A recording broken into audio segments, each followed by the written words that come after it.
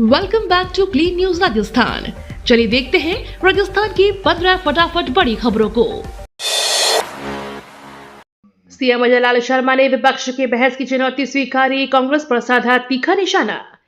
राजस्थान विधानसभा के बजट सत्र में मुख्यमंत्री अजय लाल शर्मा ने राज्यपाल के अभिभाषण पर धन्यवाद प्रस्ताव का जवाब दिया। उन्होंने सरकार के 2 साल के विकास कार्यों का उल्लेख करते हुए कांग्रेस पर निशाना साधा। सीएम ने कहा कि विपक्ष को विकास दिखाई नहीं देता, इसलिए उन्हें निःशुल्क नेत्र जांच शिविर में आंखों की जांच करानी चाहिए। उन्होंने पेपर लीक पर पूर्ववर्ती कांग्रेस सरकार को घेरा और विकास पर खुली बहस की चुनौती स्वीकार की।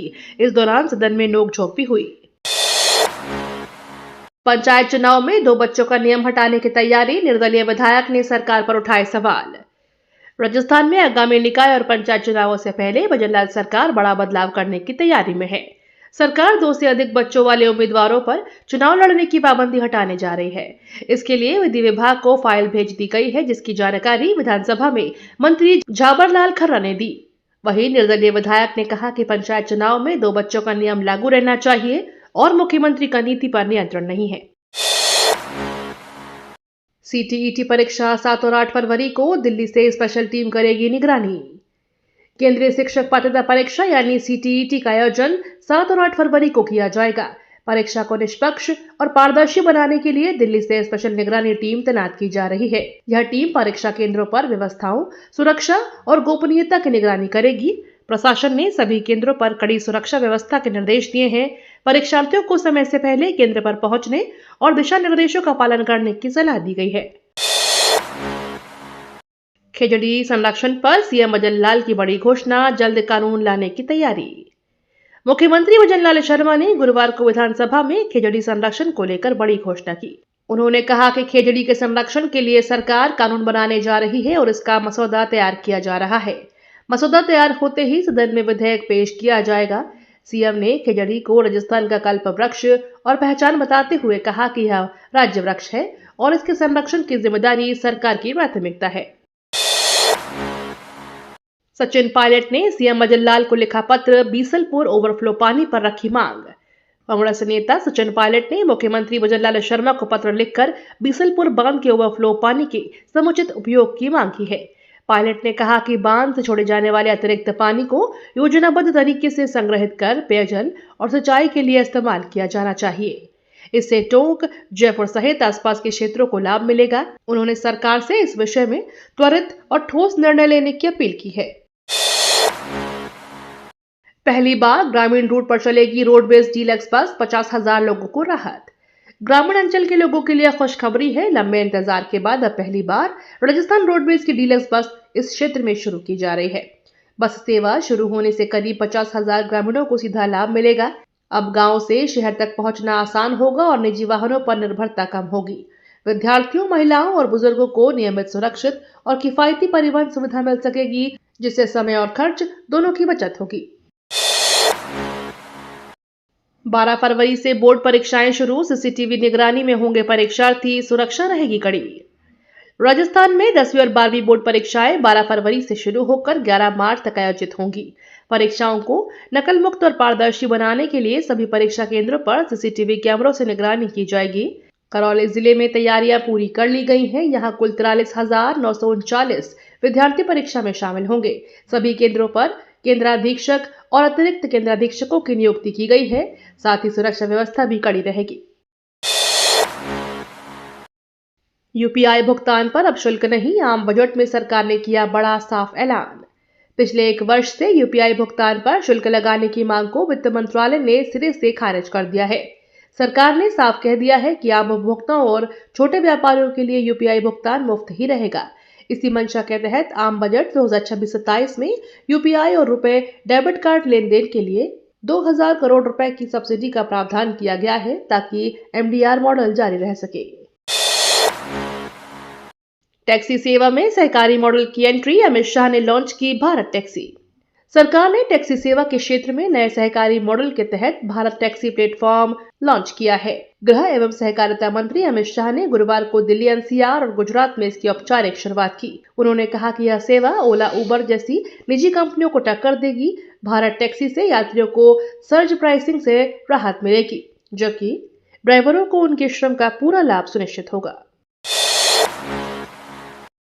यूआईडीएआई ने 2.5 करोड़ मृतकों के आधार किए निष्क्रिय, पहचान ठगी पर लगेगी लगाम। पहचान फ्रॉड पर रोक लगाने के लिए यूआईडीएआई ने देश भर में 2.5 करोड़ से अधिक मृत व्यक्तियों के आधार नंबर निष्क्रिय कर दिए हैं। इस कदम से राजस्थान सहित पूरे देश में ठगी और फर्जीवाड़े पर प्रभावी नियंत्रण रहेगा।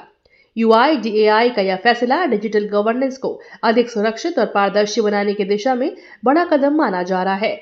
मृतक के परिजन माय आधार पोर्टल या 1947 हेल्पलाइन के माध्यम से आधार निष्क्रिय कराने की प्रक्रिया पूरी कर सकते हैं। 7 फरवरी को सिलीसेड झील पर होगा अलवर बर्ड फेस्टिवल, दिखेगी जैव विविधता। अलवर जिले की ऐतिहासिक और रामसर साइट घोषित सिलीसेड झील पर 7 फरवरी को अलवर बर्ड फेस्टिवल का आयोजन किया जाएगा। कार्यक्रम सुबह 8 बजे शुरू होगा, जिसमें देश प्रदेश से प्रकृति प्रेमी, पक्षी विशेषज्ञ और फोटोग्राफर शामिल होंगे।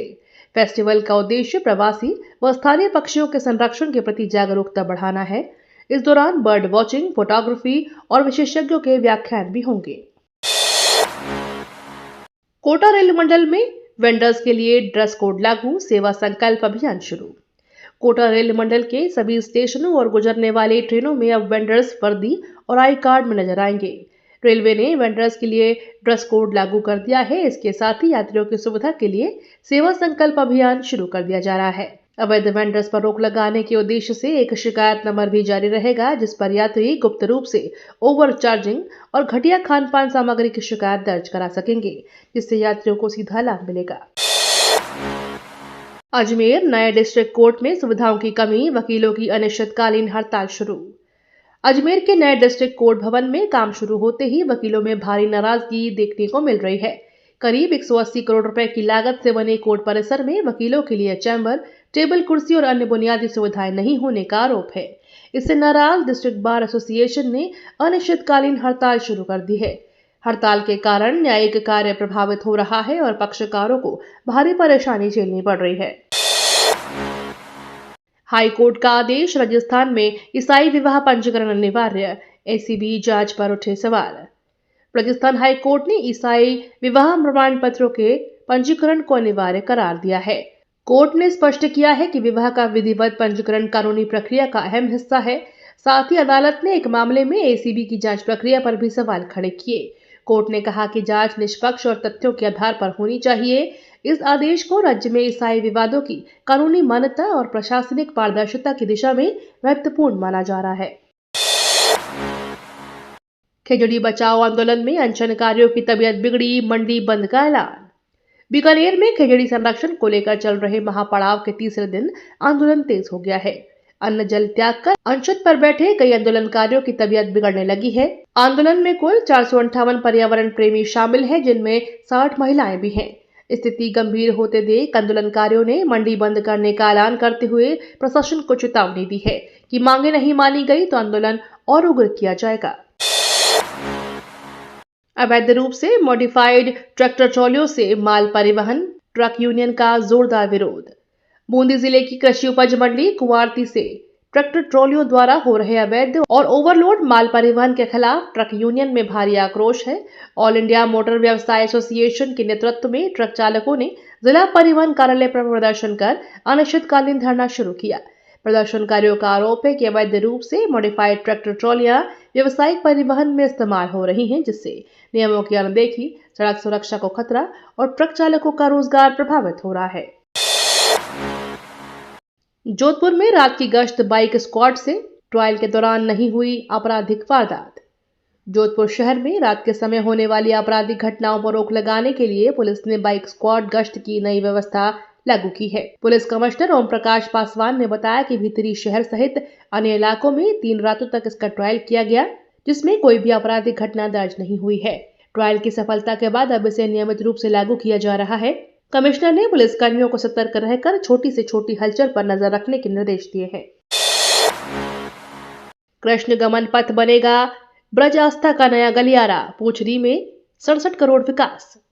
ब्रज क्षेत्र की आस्था को नई पहचान देने के लिए कृष्ण गमन पथ को भव्य रूप दिया जा रहा है। पूछरी क्षेत्र में करीब 67 करोड़ रुपए की लागत से विकास कार्य किए जा रहे हैं। इस परियोजना से श्रद्धालुओं को बेहतर सुविधाएं मिलेंगी और धार्मिक पर्यटन को बढ़ावा मिलेगा। मार्ग के सौंदर्यीकरण, आधारभूत ढांचे और श्रद्धालुओं की सुविधाओं पर विशेष ध्यान दिया जा रहा है। कृष्ण गमन पथ ब्रजवासियों और श्रद्धालुओं के लिए आस्था का नया गलियारा बनेगा। इंडिया स्टोन मार्ट 2026 में दिखी भारतीय प्राकृतिक पत्थर उद्योग की ताकत और सामर्थ्य। इंडिया स्टोन मार्ट 2026 प्रदर्शनी में भारतीय प्राकृतिक पत्थर उद्योग की शक्ति और संभावनाएं प्रभावशाली रूप से देखने को मिली। देश विदेश से आए खरीदारों और उद्योग विशेषज्ञों ने भारतीय मार्बल, ग्रेनाइट और अन्य प्राकृतिक पत्थरों की गुणवत्ता और विविधता की सराहना की। प्रदर्शनी में आधुनिक तकनीक, नए डिजाइन और निर्यात संभावनाओं को विशेष फोकस रहा। यह आयोजन भारतीय पत्थर उद्योग को वैश्विक मंच पर मजबूत पहचान दिलाने में अहम साबित हो रहा है। सिद्धार्थ महाजन ने जेडीए बैठक में रखी नई पहल, भवन मानचित्र समितियों में पारदर्शिता। जेडीए की अहम बैठक में सिद्धार्थ महाजन ने भवन मानचित्र स्वीकृति प्रक्रिया को लेकर नई पहल पेश की। उन्होंने भवन मानचित्र समितियों के कामकाज में पारदर्शिता बढ़ाने पर जोर देते हुए कहा, इससे आमजन को अनावश्यक परेशानियों से राहत मिलेगी। नई व्यवस्था से स्वीकृति प्रक्रिया अधिक सरल, समयबद्ध और जवाबदेह बनेगी। अधिकारियों ने स्पष्ट दिशा निर्देश दिए कि ताकि नियमों का पालन सुनिश्चित हो और भ्रष्टाचार की संभावनाओं पर प्रभावी अंकुश लगाया जा सके। मथुरा बरेली राष्ट्रीय राजमार्ग को भरतपुर से जोड़ने की मांग, सीएम योगी को पत्र। भरतपुर को मथुरा बरेली राष्ट्रीय राजमार्ग से जोड़ने की मांग को लेकर सामाजिक कार्यकर्ता सीताराम गुप्ता ने उत्तर प्रदेश के मुख्यमंत्री योगी आदित्यनाथ को पत्र लिखा है। उन्होंने पत्र में कहा कि इस मार्ग से जुड़ने से भरतपुर और आसपास के क्षेत्रों को बेहतर सड़क संपर्क मिलेगा। इससे व्यापार, पर्यटन और आवागमन को बढ़ावा मिलेगा तथा लोगों को लंबी दूरी तय करने की परेशानी से राहत मिलेगी। उन्होंने सरकार से इस प्रस्ताव पर शीघ्र सकारात्मक निर्णय लेने की अपील की है। घना से लुप्त ऊदबिलाव की भरतपुर में वापसी, बंद बारेठा में बनेगा ब्रीडिंग सेंटर। भरतपुर के घना राष्ट्रीय उद्यान से लुप्त हो रहे ऊदबिलाव की वापसी की तैयारी शुरू हो गई है। वन विभाग बंद बारेठा क्षेत्र में ऊदबिलावों के संरक्षण और संवर्धन के लिए ब्रीडिंग सेंटर स्थापित करने जा रहा है। इस पहल से जैव विविधता को बढ़ावा मिलेगा और घना की पारिस्थितिकी को मजबूती मिलेगी। विशेषज्ञों की निगरानी में ऊदबिलाव का प्रजनन कराया जाएगा, जिसके बाद उन्हें प्राकृतिक आवास में छोड़ा जाएगा। ग्रेड 4 भर्ती में बड़ा अपडेट, 1,41,000 अभ्यर्थियों की OMR शीट जारी। राजस्थान में चतुर्थ श्रेणी कर्मचारी भर्ती को लेकर अहम अपडेट सामने आया है। राजस्थान कर्मचारी चयन बोर्ड ने डॉक्यूमेंट्स वेरिफिकेशन के लिए चयनित 1,41,000 अभ्यर्थियों की OMR शीट जारी कर दी है। उम्मीदवार rssbonline.com की वेबसाइट पर मोबाइल नंबर और OTP के जरिए लॉगिन कर अपनी उत्तर पुस्तिका देखें और डाउनलोड कर सकते हैं। वहीं ग्रेड 4 भर्ती के लिए स्क्रूटनी फॉर्म भरने की प्रक्रिया 9 फरवरी से शुरू होगी, जिसके लिए 15 दिन का समय दिया जाएगा। 1015 बीघा सरकारी जमीन पर अवैध कब्जे का खुलासा, कलेक्टर रिपोर्ट में मच रहा सियासी भूचाल। जिले में 1015 बीघा सरकारी जमीन पर अवैध कब्जे का बड़ा मामला सामने आया है। कलेक्टर की 19 पन्नों की जांच रिपोर्ट में प्रभावशाली लोगों द्वारा सरकारी भूमि पर कब्जे का खुलासा हुआ है। रिपोर्ट सामने आते ही प्रशासनिक और राजनीतिक गलियारों में हड़कंप मच गया है। विपक्ष ने मामले की उच्च स्तरीय जांच और दोषियों पर सख्त कार्रवाई की मांग की है। वहीं प्रशासन का कहना है कि रिपोर्ट के आधार पर नियमानुसार कार्रवाई की जाएगी। राजस्थान में वार्ड परिसीमन पर सवाल, एक ही परिवार के सदस्य अलग अलग वार्डों में। राजस्थान में पंचायती राज चुनावों से पहले किए गए वार्ड परिसीमन में गंभीर खामियां सामने आई हैं। कई जगहों पर एक ही परिवार के सदस्य अलग अलग वार्डों में शामिल कर दिए गए हैं, जबकि उनका निवास स्थान एक ही है। इससे परिसीमन की पारदर्शिता और निष्पक्षता पर सवाल उठ रहे हैं। स्थानीय लोगों और विपक्ष ने इसे मनमाना बताते हुए विरोध जताया है। वहीं प्रशासन आपत्तियों के निस्तारण की बात कह रहा है। ये तो थी राजस्थान की बड़ी खबरें। रोजाना सबसे पहले अपडेट पाने के लिए क्लीन न्यूज राजस्थान को अभी सब्सक्राइब करें।